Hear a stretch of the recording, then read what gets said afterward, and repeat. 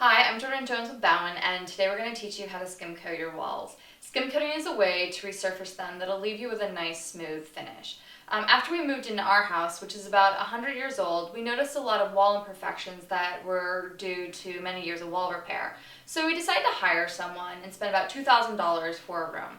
After watching the process, we decided to give it a try ourselves. After spending $200, we had a successful project, and so now we're going to show you the products that we use for our project.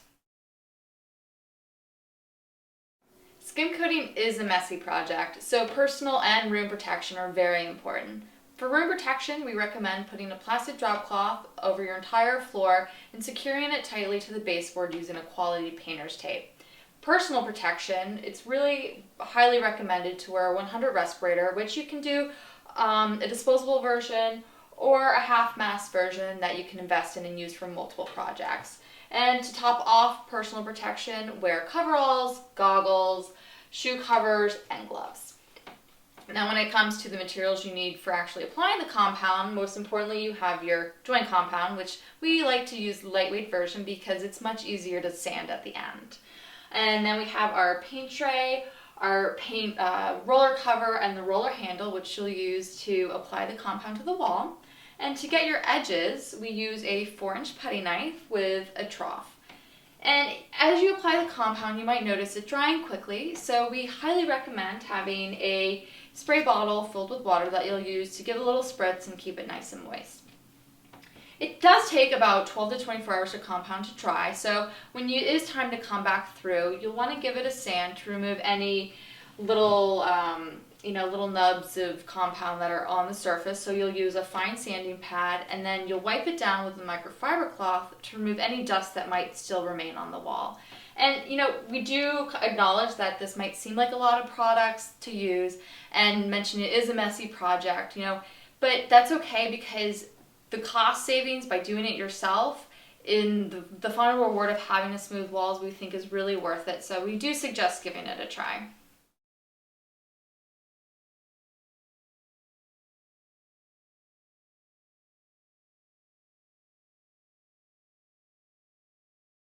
So here we have our 4.5 gallon bucket of lightweight joint compound. As you can see, it has a thick consistency. To make the application process easier, we like to take another 5-gallon bucket and mix in some compound with water to create a frosting-like consistency. To mix the compound with water, we use a power drill with a mixing attachment.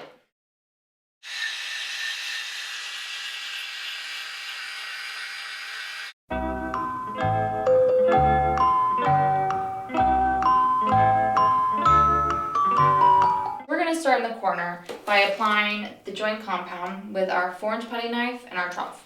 So to begin, you want to take a little bit out of the trough, get off all the excess from the back, and start applying it. Don't worry about putting on too much because you can always take it off. And the key to a successful project is to work in 4-foot sections. If you try to overshoot, it'll end up drying out on you, and that's never fun. So as you can see, I'm pressing the sharp end of the putty knife up to the edge of the baseboard. Once again, don't worry about these lines here. You're going to come back and smooth it out.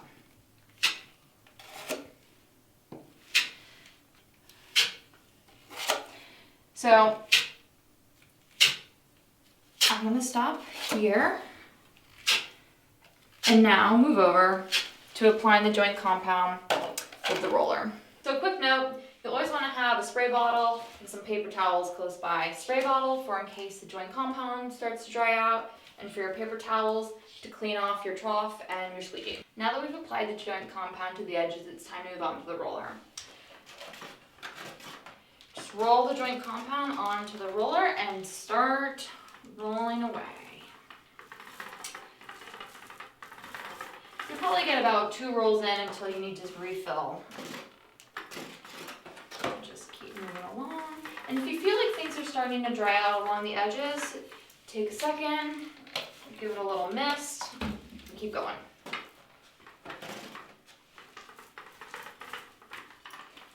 And once again, if it seems like it's a little too thin in terms of the application on here, we're always going to be doing a second coat of the skim coating process, so don't worry about it. All right, now that that's like that, you want to take your magic squeegee, as they call it, and it is pretty magical, and start in the corner and move horizontally. I like to hold the squeegee at probably a 45-degree angle.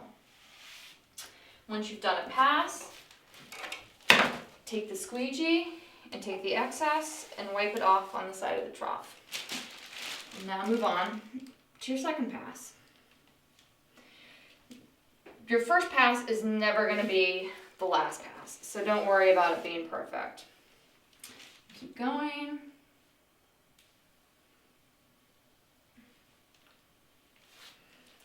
All right, now that you've done a horizontal pass, let's do a vertical pass. Get tight to the edge of the baseboard and move up. You want to put very little pressure on the squeegee. It's very, very sensitive.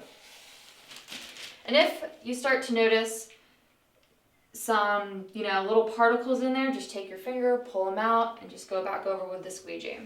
Sometimes you may get a little too much buildup on the squeegee. Just take your paper towel, give it a good wipe, and move on.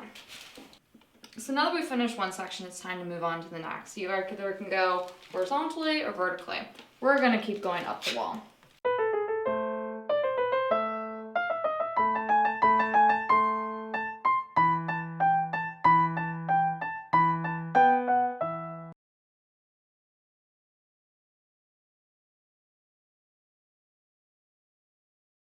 So as you can see, we left some rough imperfections here to show you that through the sanding process, it actually takes care of it.